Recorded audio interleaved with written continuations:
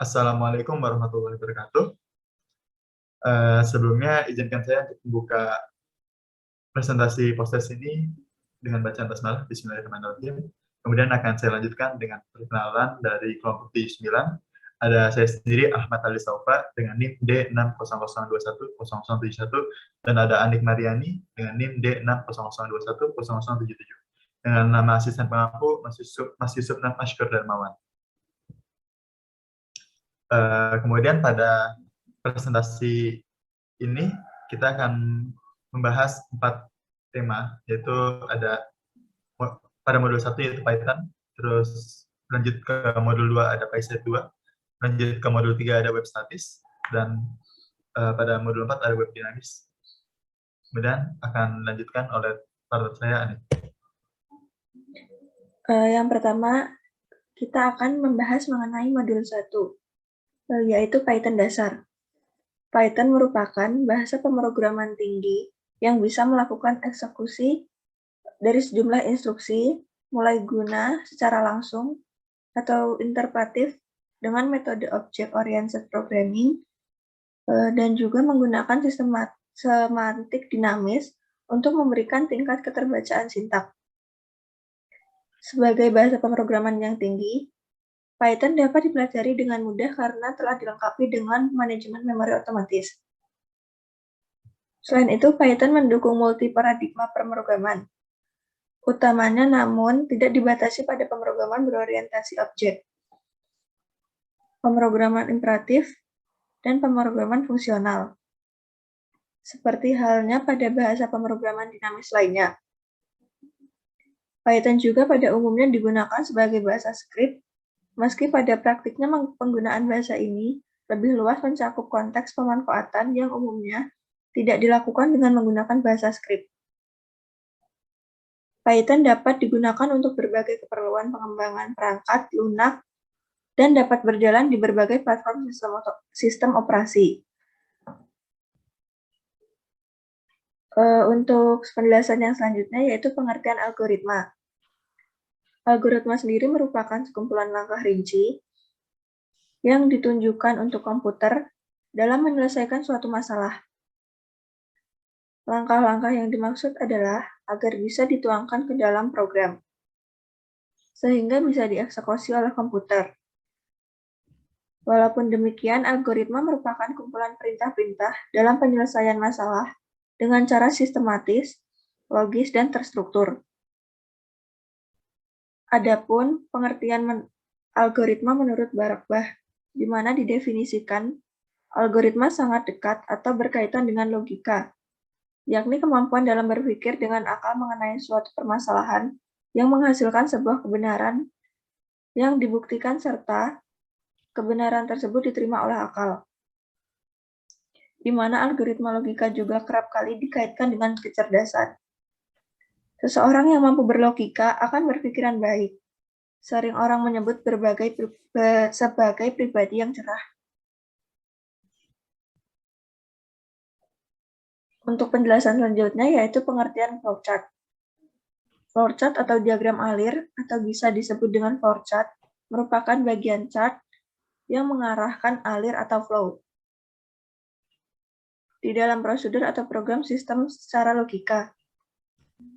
Flowchart juga bisa diartikan untuk menjelaskan tahap-tahap pemecahan masalah dengan mempresentasikan simbol-simbol grafis tertentu yang mudah dipahami dan mudah digunakan dalam tahap awal.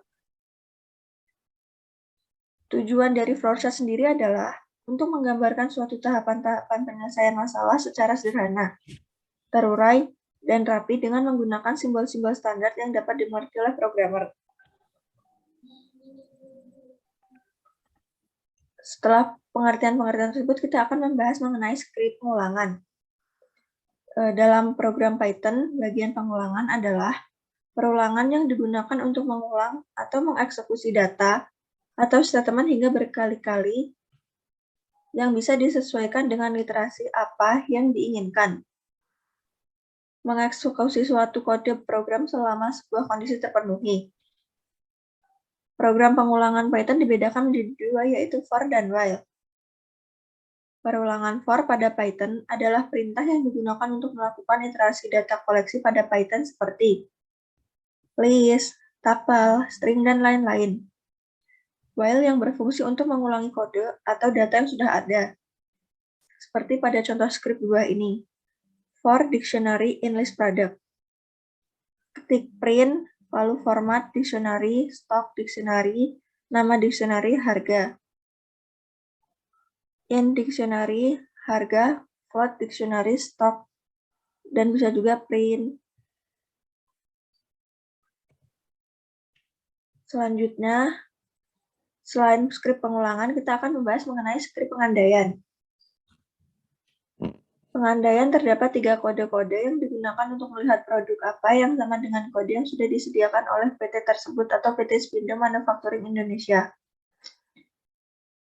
Berdasarkan analisis skrip pengandaian dalam Python, kita terdapat 3 kontrol atau 3 bagian yaitu if, elif, else, di mana if merupakan kondisi utama elif, kondisi kedua, dan else kondisi ketiga. If bisa disebut pemberi perintah, elif meneruskan, dan else mengakhiri.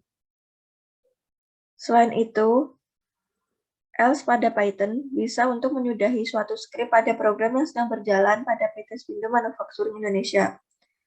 Berikut contoh skrip dari if, yaitu def, pengandaian, pembayaran sama dengan print, elif, kode produk, .lower, else, print, buka kurung syarat dan ketentuan berlaku, dan diakhiri dengan break.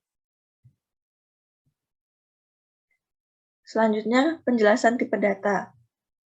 List adalah tipe data yang paling serbaguna yang tersedia dalam bahasa Python yang dapat ditulis sebagai daftar nilai yang dipisahkan petik, koma, antara tanda kurung siku.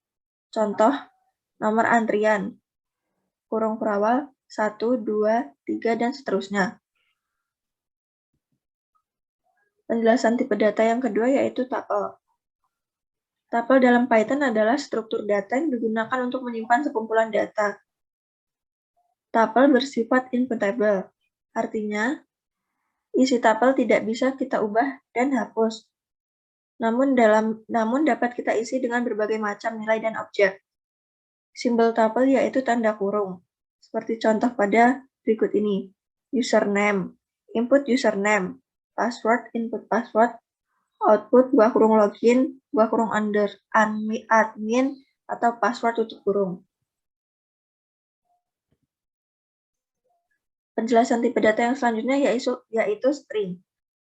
String adalah bentuk data yang biasa dipakai dalam bahasa pemrograman untuk keperluan menampung dan memanipulasi data teks.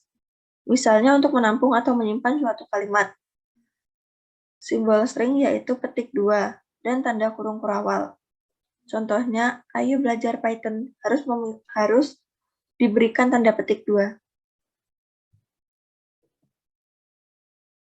Penjelasan tipe data yang selanjutnya yaitu boolean. Boolean adalah suatu tipe data yang hanya mempunyai 2 nilai, yaitu true atau false, benar atau salah. Pada beberapa bahasa pemrograman, nilai true bisa digantikan 1 dan nilai false digantikan 0.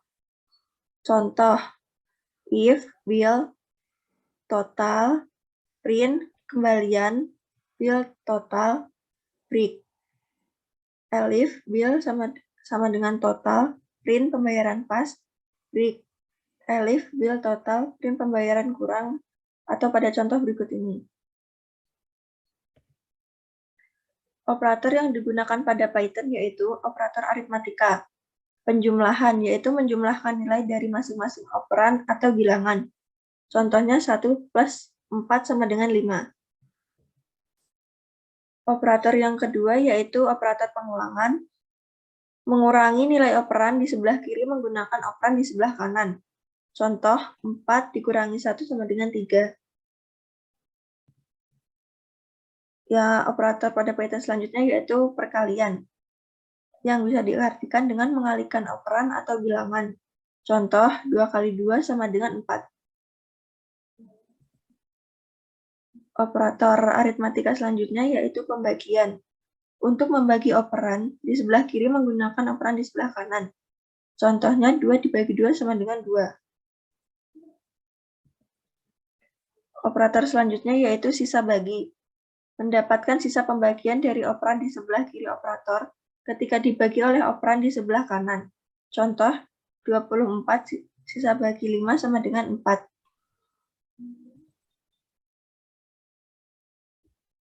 Operator yang selanjutnya yaitu operator aritmatika pangkat. Memangkatkan operator di sebelah kiri operator dengan operan di sebelah kanan operator. Contoh, 3 pangkat 2 sama dengan 9. Operator aritmatika selanjutnya yaitu pembagian bulat. Sama seperti pembagian, hanya saja angka di belakang koma dihilangkan. Contoh, 14 bagi 3 sama dengan 4. Setelah modul 1, di sini saya akan menjelaskan mengenai modul 2 yaitu Python GUI dengan PySet. Flowchart atau diagram alir atau biasa disebut dengan flowchart merupakan bagan atau chart yang mengarahkan alir atau flow di dalam prosedur atau program sistem secara logika. Flowchart juga bisa diartikan untuk menjelaskan tahap-tahap pemecahan masalah dengan mempresentasikan simbol-simbol grafis tertentu yang mudah dipahami dan mudah digunakan dalam tahap awal penggunaan Python. Tujuan flowchart adalah untuk menggambarkan suatu tahapan penyelesaian masalah secara sederhana, terurai, dan rapi dengan menggunakan simbol-simbol standar yang dapat dimengerti oleh programmer. Dalam jenisnya, flowchart dapat dikategorikan dalam beberapa jenis menurut fungsi dan prosesnya serta tingkat kepentingannya yaitu flowchart system atau sistem flowchart, flowchart paperwork atau flowchart dokumen, atau dokumen flowchart, flowchart skematik atau schematic flowchart, flowchart program atau program flowchart, flowchart proses atau proses flowchart.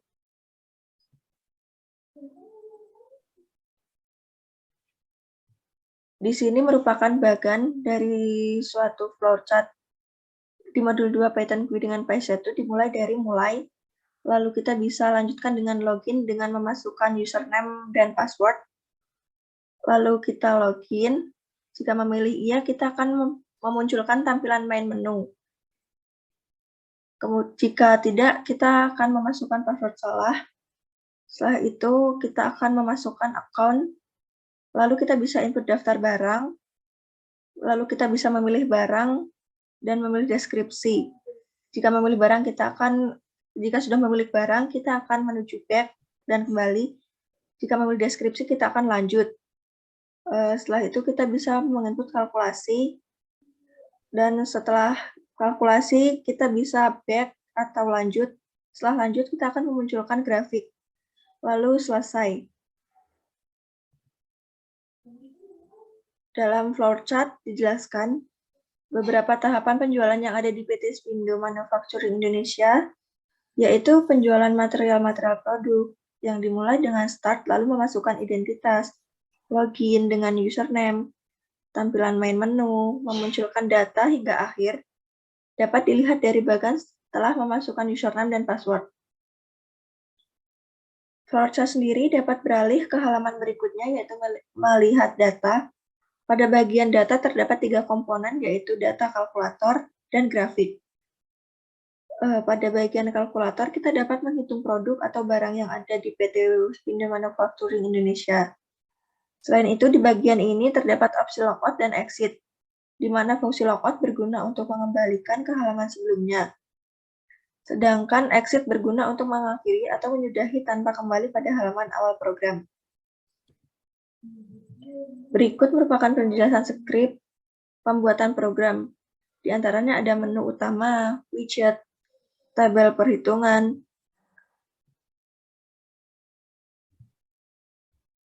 layout, grafik, dan cara kerja program.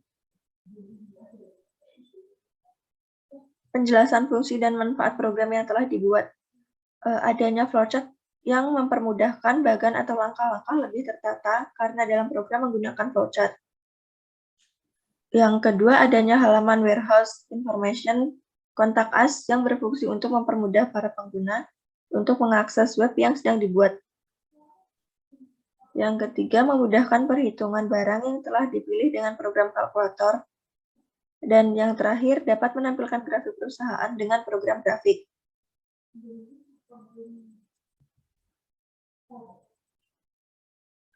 Oke, mungkin untuk modul 3 dan 4 selanjutnya akan dilanjutkan oleh saya sendiri. Pada modul 3, web statistik dengan Django. Di sini kita menggunakan script from Django shortcuts import render itu untuk membuat halaman utama. Kemudian selanjutnya ada from Django URLs import path from .import views itu membuat halaman information 1. Kemudian ada div image source static ku.jpg height 250px width 350px itu untuk halaman information 2. Di sini pada 250px itu menunjukkan besar ukuran dari gambar yang akan kita pasang. Kemudian ada URL patterns, path, views.contact, path contact, views.contact, itu untuk halaman contact us.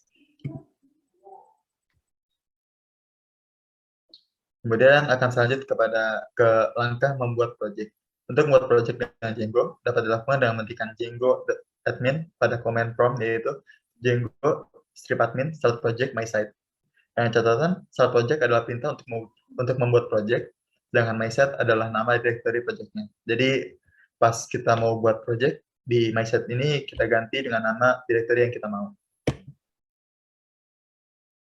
Kemudian kita lanjut ke langkah membuat app. Untuk membuat app dapat dilakukan dengan mengetikkan python manage.py pada command prompt, yaitu python manage.py start app spasi nama app yang akan kita buat. Dengan catatan, start app adalah perintah untuk membuat app dan nama yang akan kita gunakan itu akan menghasilkan output folder app yang telah kita tulis sebelumnya di python manage.py start app ini. Kemudian selanjutnya ke penjelasan HTML dan CSS. HTML merupakan sebuah bahasa pemrograman terstruktur yang dikembangkan untuk membuat halaman web yang dapat diakses dan ditampilkan menggunakan web browser. Fungsi dari HTML untuk membuat halaman web. Kemudian kita lanjut ke CSS. CSS adalah singkatan dari Cascading Style Sheet yang merupakan kumpulan perintah yang dibentuk dari berbagai sumber yang disusun menurut urutan sehingga mampu mengatasi konflik style. Fungsi dari CSS sendiri untuk mendesain, membentuk, serta mengubah tampilan halaman sebuah website. Kemudian kita lanjut ke langkah membuat HTML dan CSS. Langkah membuat HTML itu langkah pertama, kita klik new file pada folder template yang ada pada project yang akan kita buat HTML. Kemudian kita save folder HTML tersebut dengan nama dan format .html. Misal kita mau buat nama foldernya ko.html. Kemudian kita lanjut ke program. Setelah sudah di-save, program sudah siap untuk dibuat. Kemudian kita lanjut ke langkah membuat CSS. Kita klik new file pada folder static. Kemudian kita save folder dengan format .css. Dan misal kita buat file dengan nama tampan, kemudian kita tulis .css, maka setelah kita save, program sudah siap untuk dibuat. Kita lanjutkan ke penjelasan script HTML dan CSS beserta fungsinya. Script HTML halaman pertama.home. Di sini dapat kita lihat cara memunculkan perintah-perintah yang ada di sini, yaitu dengan mengetikkan tutup siku, kemudian HTML, kurung siku, kemudian kita pencet tab. Ntar dia bakal muncul script yang menyiapkan kita untuk membuat HTML, kemudian bisa kita edit seperti yang sudah terpampang di presentasi ini. Kita lanjut ke strip CSS halaman utama. Di sini ada margin.px dan padding.px. Di situ font family monster wrap. Di sini margin ini untuk jarak dari bagian terluar ke lapisan pertama dari HTML yang kita buat. Kemudian padding adalah lapisan setelah margin. Dan begitu seterusnya, ada beberapa script setelahnya. Kemudian pada font family ini adalah font yang akan digunakan pada CSS. Kemudian pada body, di sini body berarti menunjukkan pada bagian mana di HTML kita yang bakal kita hias menggunakan CSS. Di sini kita tulis background color. Ini bakal ngebuat background dari halaman di body kita menjadi hitam dan ketinggian 100 px, 100 pixel. Kemudian pada header kita masukkan background strip image URL home JPG. Dia bakal menampilkan gambar dari home JPG. Terus background size, cover, background position center. Ini untuk membuat posisi dari background di tengah. Kemudian kita lanjut ke modul 4, web dinamis dengan Django. Pengertian database dan manfaat database. Pengertian, database adalah kumpulan data yang saling berhubungan dan dapat diakses dengan mudah. Selain akses dan menyimpan data, perusahaan database juga harus dapat memantau apa yang terjadi dalam kegiatan operasional sehingga dapat diambil tindakan yang tepat dengan cepat ketika timbul masalah. Kemudian manfaat dari database sendiri, satu, yaitu mempermudah dalam mengakses dan menyimpan data informasi yang ada di perusahaan. Dua, sarana pemasaran jasa atau produk perusahaan yang baik. Tiga, mempermudah update informasi perusahaan. Dan yang keempat, lebih mudah dijangkau oleh pelanggan. Kemudian proses pembuatan database, pertama kita masuk ke phpMyAdmin di XAMPP dengan cara ketik di browser dengan alamat URL localhost/phpMyAdmin. Kemudian pada menu database, masukkan nama database yang diinginkan, kemudian klik create. Selanjutnya, menambahkan nama user untuk database yang baru saja kita buat. Masuk ke database yang sudah dibuat, dapat kita lihat pada bagian sebelah kiri. Setelah itu, klik nama database tersebut, kemudian klik. Setelah Anda klik add user, maka akan muncul form pembuatan user baru. Pada kolom username, Anda bisa mengisinya dengan nama apapun yang Anda inginkan. Kemudian isi juga host, gunakan use text field saja. Lalu isi dengan localhost, selanjutnya isi password 2 kali dan harus sama. Terakhir, checklist grant all privilege on database. Terakhir, scroll ke bawah dan Anda akan menemukan opsi global privilege yang berguna untuk memberikan hak kepada user untuk mengelola semua database. Klik check all setelah klik tombol add user. Kemudian ada CRUD. C itu artinya create, adalah proses penambahan atau pembuatan data baru pada aplikasi. Misalkan saat kita melakukan registrasi pada sebuah halaman website, maka data yang kita masukkan akan otomatis ditambah pada database sebagai data baru. Kemudian untuk RID itu sendiri, artinya read, adalah proses pengambilan data dari database. Contoh proses ini berjalan saat kita klik login dan masukkan data pada kolom email dan password. Selanjutnya website akan melakukan proses pembacaan atau read untuk melakukan verifikasi diri data yang sudah kita masukkan. Kemudian U itu untuk update, adalah proses mengubah data yang sudah ada pada database ketika user melakukan perubahan dari data yang pernah diinput dan menyimpannya, maka rangkaian proses itu disebut dengan update. Contohnya ketika kita mengubah nama pengguna atau password. Kemudian di itu terakhir adalah arti dari kata delete, adalah menghapus data di database. Proses ini mirip dengan update karena akan berubah data yang sudah ada, namun bedanya metode delete akan menghapus data yang telah dipilih. Kemudian kita berlanjut ke implementasi CRUD. Fungsi CRUD terkenal dengan fleksibilitasnya, sehingga dapat digunakan dan diimplementasikan ke dalam banyak bahasa pemrograman, seperti JavaScript, PHP, SQL, Ajax, Java, Python, dan lain-lain. Kemudian, CRUD juga termasuk fungsi esensial untuk dapat dipahami, sehingga ada beberapa saat ketika Anda akan merasakan kesulitan saat memahami pemrograman komputer, sebelum Anda benar-benar paham terkait materi ini.